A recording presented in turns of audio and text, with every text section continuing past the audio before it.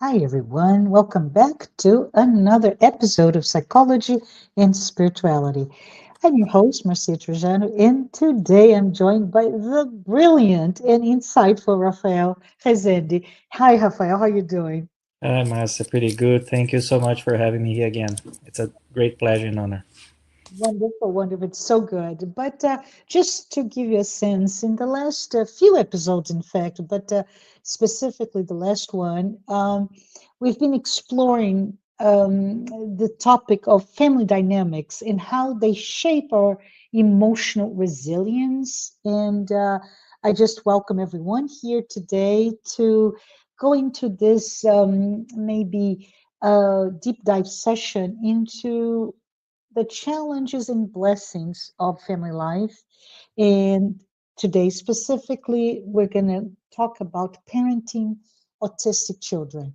So, Joanna de Ângelis calls the family this spiritual constellation, which can really shift our perspective, right, Rafael? Because we're not just talking about blood relations, we're talking about this union of spirits, each with their own path of evolution. So, from this spiritist perspective, the family is meant to be a place of what? Fraternity, love, and most importantly, growth, more growth, especially. And if we think about it, every conflict, every misunderstanding is actually an opportunity for evolution. And this is particularly relevant for parents of autistic children. Daily life may involve stress, misunderstanding, and simply put, exhaustion, right? You're just exhausted with life. But those moments are also the best opportunities to practice what? Patience, empathy, and unconditional love.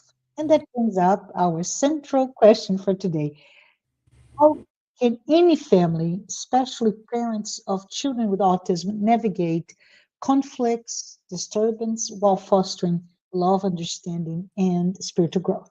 So, Raphael, I'm going to give the mic to you and ask you, would you mind talk a little bit about autism or autism spectrum disorder, ASD, and and then I would love after you give that framework of what it is, we can move on to your personal story on that. Would you mind? Okay, so thanks again for having me, Marcia, and hello, everyone. Talking about autism, it's a very special topic to me, and you guys are gonna know soon, pretty soon, why. But autism, I mean, you can see it's dramatically increasing. The incidence is increasing each year, and the big question is why. That's what I've been asked all the time. So people come to me and say, "Why is I see so many autistic kids now?" And that's obviously one point is diagnosed that has improved considerably, but also something else is going on which we don't understand, and we're trying to. But autism in general, what I like to tell parents and everyone, it's not a disease. So, autism is a neurodevelopmental disorder that happens in some kids in a way that their brain shapes differently from a normal, typical child. But the point is that I like it's a more philosophical question is what is normality? So we all want everyone to fit what society think it normal means, but for those kids, they see normality, they see reality or life in a different way that we must respect. So that's the first thing. And another thing I like to say is for a mom, for a dad, don't feel, you know, guilt or don't blame yourself for having autistic kids because many people say autism is caused by genetic disorder. It's a genetic disorder, but in fact, we cannot say that there are genes involved, but we consider a condition that is polygenic, which means that so many genes involved, not only one. So you cannot establish a cause based on genetics. So that's one of the points. And now we know there is 3 levels of autism: level 1, 2, and 3. And level 3 is the most severe, which requires substantial, very substantial support from family, from everyone around. So level 2 is a moderate support, and level 1 it's a mild support. So those 3 levels are important because treatment can change based on the level the kid is. So in level 3, which is the most severe, it's where we find those kids who are nonverbal, for example. So they don't talk. They have other comorbidities, for example, seizures or epilepsy diagnosed. And this obviously brings a little bit more challenge to the family. But in general, so as ASD or autism, including also ADHD, dyslexia, and many other conditions, that it's part of what we now call neurodivergence. And that's the name. I think it's the best name we could give it because Yeah. it's divergent, right? So it's not the same as most of us. And Rafael, this is from memory because at work we do have a neurodivergent employee support group, right? And they're amazing. There's many talks of explaining what it is, what it is not, and how, for example, I if I have ADHD, right? Mm-hmm. How different I am in terms of external stimuli to somebody with a different type of brain, right? I guess I'm saying it correctly. But anyways, one of the things that I heard from one of those information sessions was that 80% of Silicon Valley employees are autistic. Hmm. And I thought it was very interesting because I would say high functioning autistic children, now adults, but they are the best and the best for that type of work. Yeah. So I thought it was so interesting. Yeah, they usually the autistic people, they're very smart, rationally talking, but the problem is the emotion. So connecting, the rationality and emotion. So that's the biggest challenge we have to face. That's why also they tend to be very secluded, very introvert. So they have difficulty in socializing. So those are some symptoms we see in autistic kids, and obviously grown-ups too. But it is possible, if you diagnose early, to somehow change it or adjust that kid to society, which is not, I mean, obviously it's a hard point because sometimes we kind of make these kids um, stop shining, because even Mhm. though you don't think they're shining, but they are shining the way they are. And when you try to put things, close everything around it, they must fit society, that somehow affect them a little bit. But on the other hand, they need to eventually, they're going to grow up, they need to work, they need to be independent. So you need somehow have a training, but always respecting the child's pace. So that's one of the things I also tell parents. Listen to your kid. Don't try to rush things. It's gonna happen. So just go with the rhythm they show you. And so that's one point. It's like most of them are very, very smart, but they also have these challenges. And they can have, like, in terms of symptoms, they may show like repetitive behavior. As I said, difficulty in socializing. They cannot make eye contact. It's really hard for them. And sometimes they're very anxious, and that's why they keep doing those movements, sometimes with the Mhm. hand, sometimes like going back and forth. That's like to control their anxiety. And some of them are very agitated and have insomnia, for example. Others are more depressive. Um, it's really, that's why we call it spectrum. It's a huge spectrum. Yeah. Huge, And huge. and I know for parents, especially if you're a first-time parent, it must be very difficult not to understand, and I'm going to say air quote here, what's wrong with my child? Why is he or she crying so much or not being able to sleep so much, right, Yeah, Rafael? and the biggest challenge here is for the parents to accept the possibility they have an autistic child in their home. So that's one thing they need to understand, because what I feel is like most parents, because they don't understand what autism means, they kind of feel they're afraid of going to the doctor, and doctor say, "Oh, your child is autistic." But Mhm. that kind of, delays the diagnose and everything else. So it is important. And one of the first signs for an autistic child is when they're breastfeeding. So Mhm. if they don't keep eye contact with mom, usually, usually is the first sign that the baby, that child will have some neurodevelopmental disorder. So that's one thing, but obviously not always the case.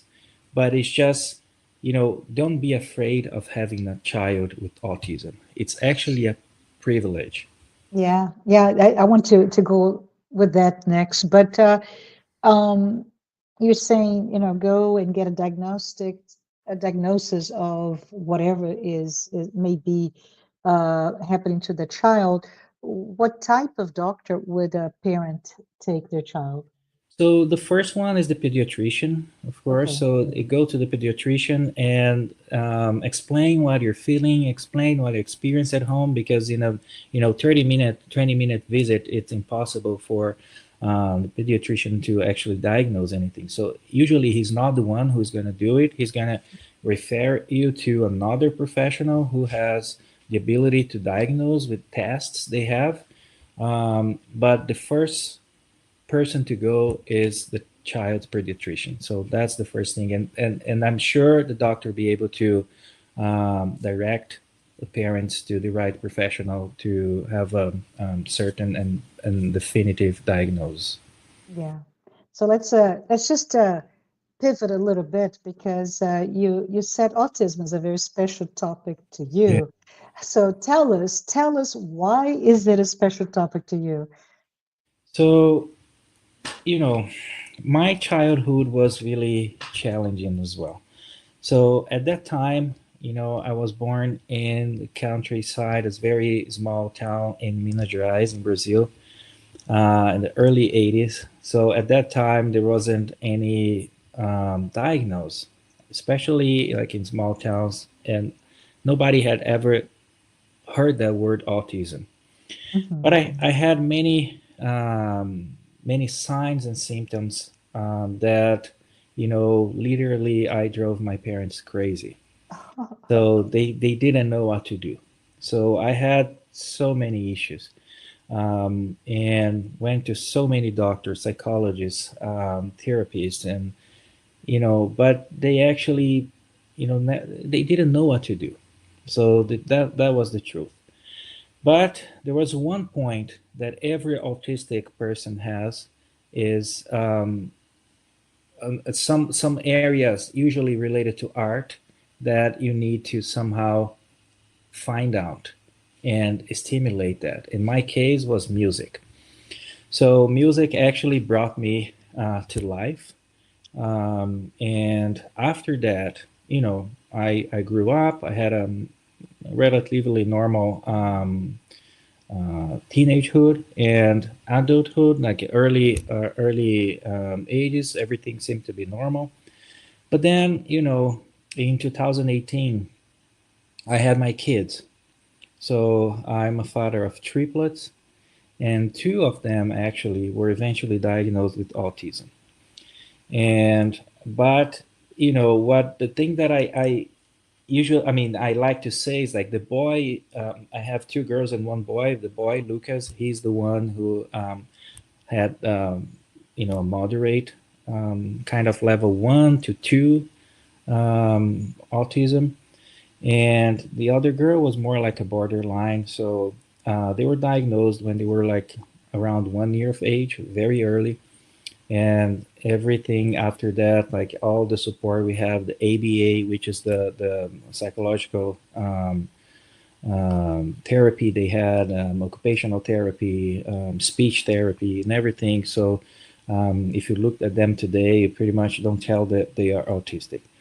But you know what actually was interesting is that I knew I would have an autistic son even before they were born, and that's the dream I tell in every talk I give, because I think it's very impressive. And I dreamed with all of them even before we knew my wife was pregnant. So, and they all came to me explaining what they had to do. But the boy was very interesting because they came. And I remember when he was coming towards me, I was like, I was in the street, it was night. And he came, he was like around 21, 25 years of age. And he came to me, and we shook hands, and he said, "Hi, my name is Copernicus Popolus, and I'm coming from the ancient Greece to be your son." And I said, "Well, that's so weird. You have that name." So that's the only thing I was thinking about was his name. So what? That's such a weird name. He laughed. He said, "Oh, I'm not here because of the name." I said, "Okay, but what are you here for?" He said, "Well, I'm a very smart person, but I have a deep problem with my emotions. So I can connect my brain, my heart, and that's what the area I want you to work with me." And I said, "Well, that's interesting, but your name is not nice. So I have to give you another name."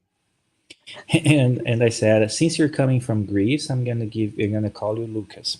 It's also a Greek name." And he laughed. He said, "No, that's not the reason I'm coming," and so on. So, and when he was born, and when I saw him the first time, I looked at the nurse that was around. He was all three were in the NICU for about 2 months. And I look at him and look at her and said, "Hey, I believe he's autistic." And she said, "How can you possibly know? You just be born?" I mean, it was like 1 week ago. And I said, "Well, I told the dream." She was quiet, didn't know she believed or not. But eventually, like 2 months ago, I met her in the hospital after 7 years, and she actually hugged me and said, "Well, how is Lucas doing?" I said, "Well, he's autistic." And she said, "Oh, I remember the dream you told me, and I actually believed it." So it was nice because it was so real. And after that, since I'm assistant professor at a hospital here in Boston, so I have my research lab.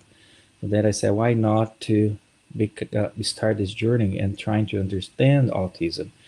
And by that time, actually last year, I also was diagnosed with autism. So then I said, okay, everything makes sense now, because everything I went through, my childhood, and all the challenges I still have, but I somehow overcame it. Um, you know, helps me to help my child.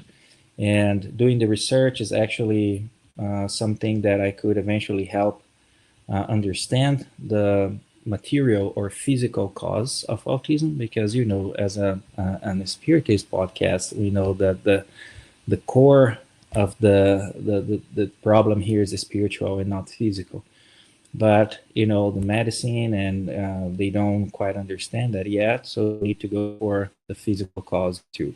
And that's when I start to investigate the gut brain axis and maternal fetal crosstalk in the development of autism. And the research is going quite well, right? So you're getting some interesting results from Yeah, I'm from trying that. to. Yeah, Mhm, we are trying to get to the bottom of it. It's obviously not easy, but it's multifactorial, but mhm. we're gonna get there. Awesome. This is so good to hear. But as you can see, if we go back to the base, because you mentioned it's the core of this discussion is really spiritual, not material. So Hmm. besides the fact that I believe the entire collective humanity is very appreciative of what you're doing at your lab to understand and maybe let's say even predict, right, if there are some of the symptoms or some of the drivers Yeah. to autism that we could control. But if we go back to that, we can see that um, right, and I mentioned before, from that spiritist perspective, the family unit is really meant to be this very sacred space, right, for learning and teaching, fraternity, love, and this is so important. But when we talk about neuroscience, which is your field, right, we also see that whatever the moment of alarm or difficulty or long-term challenge, and I'm thinking as I say this to your childhood Yeah. where there were no diagnosis, right, it's important that even our response to that event, if you will, it can shape the child's developing brain, right? Yeah. So, and what I'm talking about perhaps is the stressful interactions Yes. can trigger or heighten the anxiety that the child may already have, Yeah. right? Versus that respectful, calm, love, and communication. Yes. And I just bringing back to what Joanna de Ângelis tells us, which is the home is like a source of light that spreads through society. So when we nurture understanding within that spiritual constellation, we are elevating our children spiritually and preparing them to face their challenges because the world's already challenged, right? Rafael, we know that. Yeah. So I was wondering if you could tell us from your own experience, perhaps, or from your research, etc. But are there any tips that you can bring? And you already gave several to us already, but is there something that you've seen and you nurtured and that has led to uh, face the difficulties of your family in a way that everybody else can listen and take to heart as well? Yeah. So one thing is, having a autistic child at home is very challenging. We are not discussing that. We know the parents need to know the life will change forever. That's the first step. Obviously, for everyone, for every couple who will have a child, the life will change. But when you have a child of autism, it will change quite hard Yeah. because you want your child to be the same as your neighbor's child. You want them to bring them to a playground. They want them your child to interact with everyone. You want, but then you face yourself in a birthday party for your friends or neighbor's kid, and your child is screaming, is crying out loud, is running around, it's aggressive, and people come to you, especially Brazilians, I have to say, because that's our how you were educated. They'll tell you you need to educate your child better. Hmm. This is because That's you're not. terrible, huh? It's Yeah. terrible, but it happens all the time. And your own parents sometimes say the same thing if they don't know what's going on. So this is absolutely upsetting to the couple. I mean, the mom and dad. So, Mhm. and if you don't know how to digest that, you're gonna pass all that anger to your child because at the end of the day, who is the reason for all the stress you're going through? Is Yeah. your child. So why do I deserve to have a child with autism? Why do I have to go through all these difficulties while my friend right here has a beautiful child, very normal behavior, everything is going on pretty well, and why it's happening to me? So this type of victim Yeah. victimization Mentality. Yeah. Yeah. mentality needs to end immediately because that's gonna kill you, and it's gonna kill your child too. So that's why you see many couples splitting after they have an autistic child, or your kid becoming more anxious, and sometimes they start talking, but then they go back to nonverbal because they get so stressed, something they're just absorbing from the environment and they don't know where it's coming from. So the parents need to be their support. That's the first thing. Another thing is, once you understand that, your life is changing, but you have the biggest or maybe the most beautiful mission of all people on the face of earth, because having an autistic child at home is going to teach you so much that later on you're going to thank the God and the kid for being your son, for being your daughter, because that's what is going to make you a better person. But one thing that we do until now these days is that I mentioned in another lecture I gave is to talk to them when they're deep sleeping. So, and this is interesting because when you look at a child, you tend to think the spirit is as short and as naive as the child. But we forget that that's just a period of time where the brain is developing. The spirit cannot manifest itself in its full capacity. So, but when you're sleeping, we know that the spirit is actually, you know, getting out of the body and experiencing the spiritual world. So at that time, when you talk to your child, you think they're sleeping, but the spirit is actually listening to you. And by the time, many times you do it, repetition, you're going to begin to see something is going on. Something is going to change. If the child is aggressive, you're going to start seeing it calming down. If the child is depressive, you're going to begin to see them getting more joy. So, but it takes time and you need to repeat it all the time. So the two things, just to summarize, accept the situation. Don't think you're a victim. There is purpose that God has for us that we don't understand. Just accept it. Second, talk to your child while they're sleeping. So you're going to see the difference. It's dramatic difference. And I can tell you by 2 months, 3 months, you're doing that every night, you're going to see, feel the difference. Because then it's like, what do you say? So you just need to reinforce. First thing, my son, my daughter, I love you. We love you. We are here to support you. I know life is hard. I know maybe you don't even want it to be here because you knew every challenge you're going to go through. But we are here to support you as a family. So grow, shine, shine. That's what you need to do. You're very smart. You're very loved. You're very intelligent. So just give lots of compliments, and he or she will understand you and change the behavior just based on what you say. But say it from the bottom of your heart. That's what is the key point. Not just saying because you have to, from the bottom of your heart. That's when the vibration gets in touch as well. Yeah, I love to hear that. And because it starts to make sense, right? They're very smart and they have most simplistic way to say a disconnect between emotion and the rational thinking. Yeah, And this is exactly what they need, the idea that this being that has been entrusted to you as a parent is loved thoroughly, yes. right?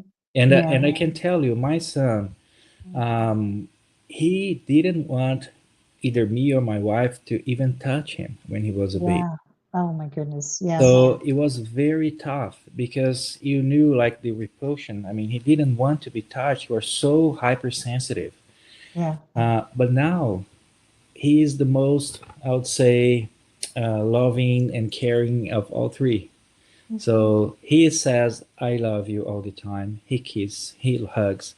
And it's amazing how he understood it. And just by us teaching him in the dreams when he's dreaming or, out of his body, by talking to him Yeah, at night, and also giving love and support, because that makes the kid, okay, so I'm loved. Why not love, right? So after he realized that, it's completely different. So that's what I'm saying. It works. At least it worked pretty well for us. Yeah, that's such a great testimony right there. But do you mind if we go back to something that you mentioned in the beginning, which to me is an interest of mine, which is the idea of normal, Hmm. right? And it's a very fluid notion. We all know what was normal at our grandparents is not normal today. Yeah. And what is normal for my grandchildren will not be normal to me, for example. And so that idea that normal is what's within, and I'm putting, making a gesture of a square, like I'm thinking of a piece of paper, right? And for anything that you do in that piece of paper, you leave margins. Yeah. And there are those that are inside the margin, the so-called normal, and outside of the margin are those many times marginalized, not welcome, not understood. But those were the ones, if you look at history, those are the ones that made big, you know, cataclysmatic, if you will, just this very, very big transformational changes.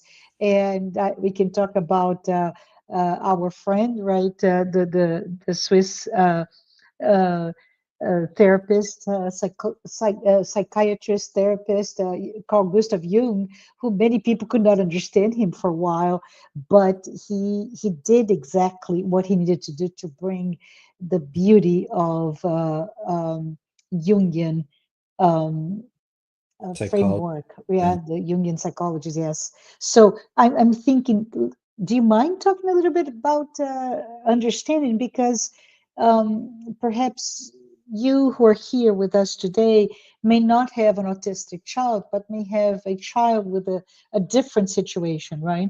Mhm. Yeah. So I think to get to the core of this question, you need to understand the spiritual part of this as well. Yes. So I mentioned in the beginning the levels of autism. Let's say one in one extreme and three in the another extreme.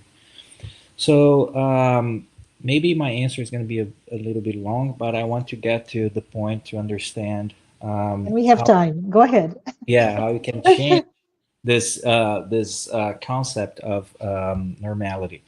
So if you think about a level three child where the signs and symptoms are very severe, there are comorbidities also associated, like epilepsy and other conditions. We think those spirits are actually reincarnating to somehow um, reestablish the track, something they did wrong before. We called expiation. It's where you come, to somehow adjust yourself to the right track, and that was the only way possible, was to come in a body that's somehow very challenging to the spirit. But if you think about the level one, those spirits, if you remember the book by Divaldo Franco and Manuel Filomeno de Miranda called Planetary Transition, so the spirit manual will tell us about the spirits coming from another constellation, from another star called Alcyone, or Alcyon. I don't know how you pronounce that in English, but it's a star from the Pleiades. We can even see the star on the night sky. And those spirits, according to him, they are much more evolved than us here on Earth. Those spirits are coming, reincarnating in these bodies here on Earth to bring not only moral changes to the world, but also physical changes. So our physical body is not completely, I would say, developed yet. There are points that are developing, and one of these points are in the frontal lobe of our brain. So this is where we need to go in terms of super consciousness, according to another book, but now Chico Xavier and André Luiz, called The Greater World. The Greater World. So that you have the three levels of the mental house. So the third level is the frontal lobe. The frontal lobe is where we will rationalize and control our emotions, especially control our instincts that are in the first level or the first floor. So those spirits are actually coming and making pinpoint mutations in our DNA to make this new body ready in a few or actually many years to come. And in those cases, imagine those spirits are coming from environment that are much more evolved. They don't even need to verbalize when they talk. It's just by thinking. And they come to such a dense body, such an imperfect body, and they need to adjust to all these bad things around. So, what do you think the spirits are going to do in the first years of life? They're going to be very different because they don't want to go and do stupid things that most of us want to do. They want to focus on the mission they have to do. That's why they need to do it. That's where they came from. So, why to waste time with bullshit? Yes. So, they will have difficulties in learning our language, which is obvious. They don't use that anymore, and now they're, it's like imagine yourself going to gorilla body. How would you feel to adjust to their talk, to adjust to their brain, which is a way less evolved than the ones you used to have in your star, in your planet, whatever. So then it comes to this child who, see, they are very quiet. They don't adjust very well to the environment. They get anxious. Look, just pay attention to the symptoms. Mhm. So they will be anxious, sometimes depressive, sometimes agitated, and they will have difficulty in communicating. So what are these signs and symptoms I just said? It's autism. So most of these autistic kids on level one, they are actually, spiritually speaking, spirits from other planets or other stars much more evolved than us to make our planet better, to make our physical bodies better. So then it comes to the normality thing you said. So what is normal to them? So if you were transported now to their planet, to their star, do you think it would be normal? So then you see the normality is completely, um, you know, Relative. Yeah. relative and abstract, Yeah. right? Yeah. So that's what I like to tell people. So what is normal to your child? It's not normal to most of people, but it doesn't mean it's wrong. It's just a different perspective. That's why I said in the beginning, just listen to your child because they're going to start showing signs of things that are, you need to work on, obviously, but you need to have this open mind to respect their pace, the rhythm, Yeah. and to better help them. Yeah. Yeah.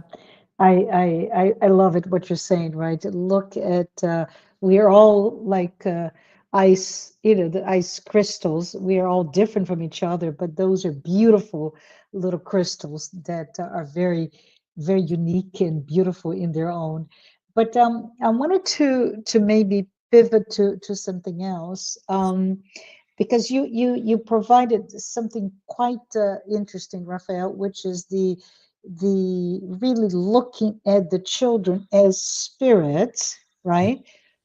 That came and are incarnated, reincarnated in as your children, but you work with them as spirits at night and looking at their mission, et cetera, et cetera. I love it, but by talking to them at night, you're exercising this, but I believe there are other perhaps um, tools that we can talk about it, right? And I'm referencing now Joanna de Ângelis when she says, if things are not going so well at home, regardless of the source for those challenging times, daily prayer, right, is really important.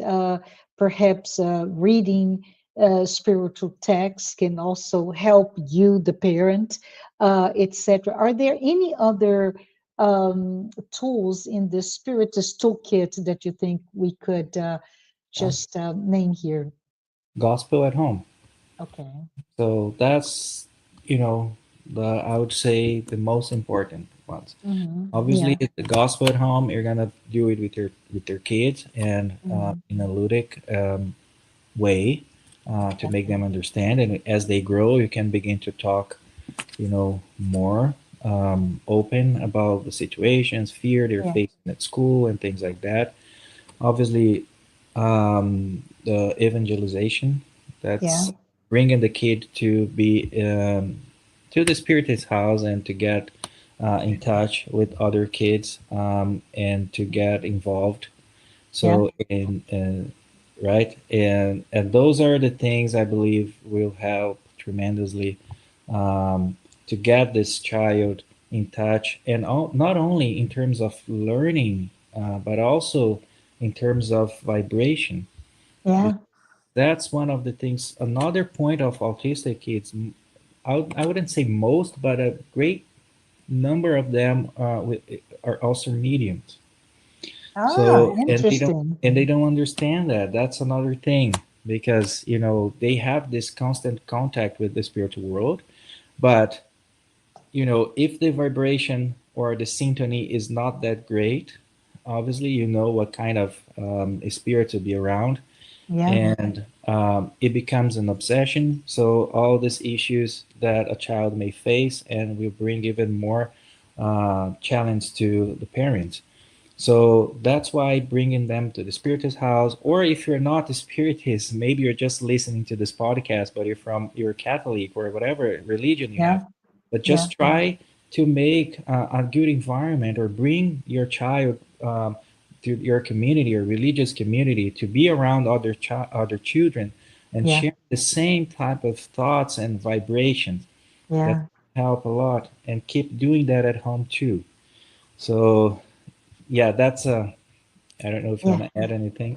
No, I would like to just say, just to put my words into you from your words, but it's the idea that as any children, right, autistic children, perhaps in a deeper sense, but they absorb the emotions deeply, right? Even if the response may not be typical. That's why we talk about not neurodivergent or atypical, right? Yeah, But from that perspective, all of us as parents, we need to really focus on ourselves in terms of calmness, consistency, and love as the basic guideline for the life at home. And if we go back to Joanna de Ângelis on the topic of families, she always says there should not be any taboo in a home that is filled with love,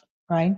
yeah, Whatever that may be, there should not be any off topic, difficult topic as they may be. We need to bring them with respect, with a sense of moral responsibility of everyone, but also with the idea that they should be available to be discussed with care and, of course, age appropriate clarity. yeah. So it is so important for us to talk about this specifically. So I really appreciate it, and I can see we're about to close. Do you have any final thoughts, Rafael? So I think my final thoughts, I would say having an autistic child is not for someone who wants it, but for someone who actually can have it.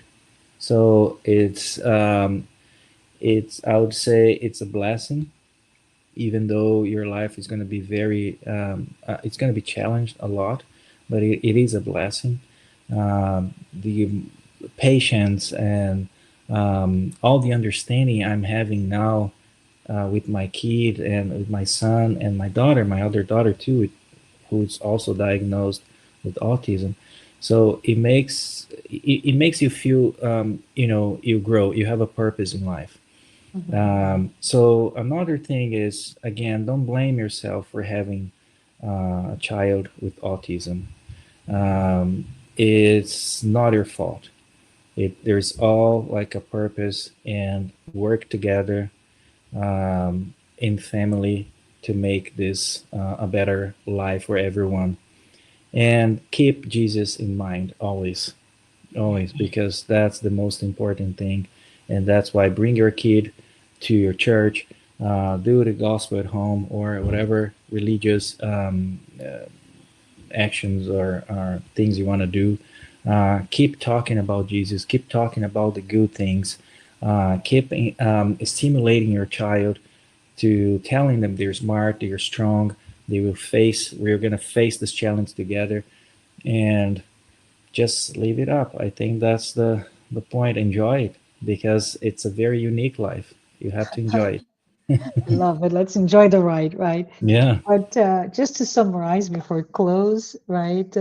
And I'm using Joanna de Ângelis um, terms. The family is that spiritual constellation, and it doesn't matter where you live, right? Where you live in the world, what cultural heritage you have, conflicts are inevitable. But as I mentioned before, how we respond to them, especially if you're a parent of autistic children, can transform those challenges into opportunities of growth. Yeah. So every moment should be reflective of patience, empathy, and those more teachings are maybe bricks that you're laying into the spiritual foundation of your home, but the entire society. So I'd say even the small gesture, listening. I think you mentioned music was very good for you, right? To maybe bring art and all its artistic expressions, but also validating each child as they are in each phase, guiding them, and it will be an incredible, incredible gift to all of us. So, right? If we were to say a practical invitation, because Joanna de Ângelis always gives us some invitations, is just to reflect it in your home and think about what are your challenges? Are there any points of tension? But approach it with honesty, with love and respect, right?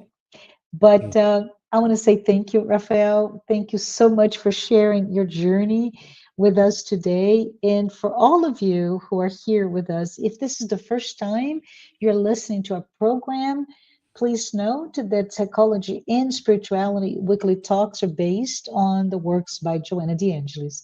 I want to also thank our sponsors, Mansão do Caminho, the United States Spiritist Federation, the International Spiritist, I can't talk today, International Spiritist Council, and AMI Brazil. Thank you, everyone. Until next time. Thank you so much. Have a wonderful day or night, whatever it is. Thank you Bye, so much. everyone.